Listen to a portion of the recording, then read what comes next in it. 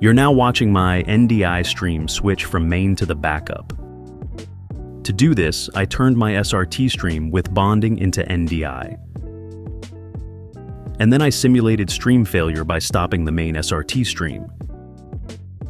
Here's the switch from the main to the backup again.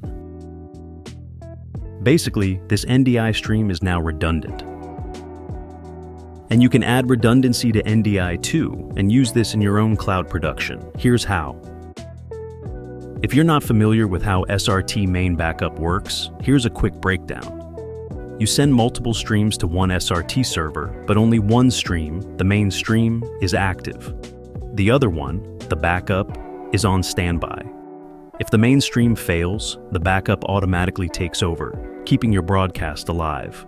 So, the first thing we'll do is set up our main and backup streams, and then we'll configure the switching between them. Go to the SRT server section and click Add New. Give your SRT server a name and set the publisher and receiver ports. Click Save. Repeat the same steps to create a second SRT server that'll handle the backup stream. Alright, let's set up SRT Bonding. Now, we're going to create a third SRT server, but this time the settings will be a bit different. Create a new SRT server. Set the publisher and receiver ports. Scroll down and open the Routing Settings section. Choose SRT Master Slave, and set the routing mode to Pull. Next, we'll add our main and backup SRT servers as sources.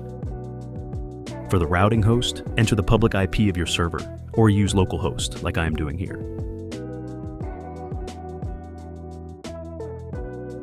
Now click Add Host, and repeat those steps for the backup SRT server.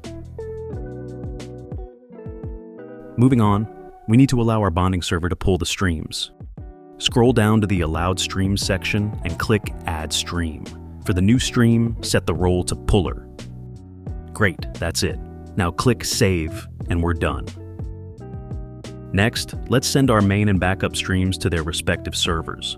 Click the info icon and copy the SRT publisher URL. Use this URL to send your streams. As you can see, I'm sending my main and backup streams to their SRT servers now. It's time to test our switcher with the NDI stream. Go to the NDI adapters section and create a new adapter. Name your adapter and choose the SRT bonding server as the input.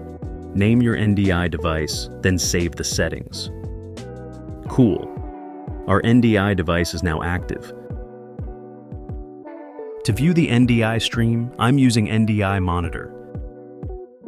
Now, let's simulate a failure in the main stream and watch it switch to the backup. I'm going to stop my main SRT server.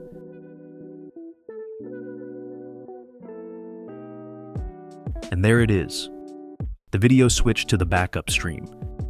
You can even see that our bonding server is now pulling the stream from the backup server. At this point, you can take this NDI stream with bonding and use it in your cloud video production. Thanks for watching.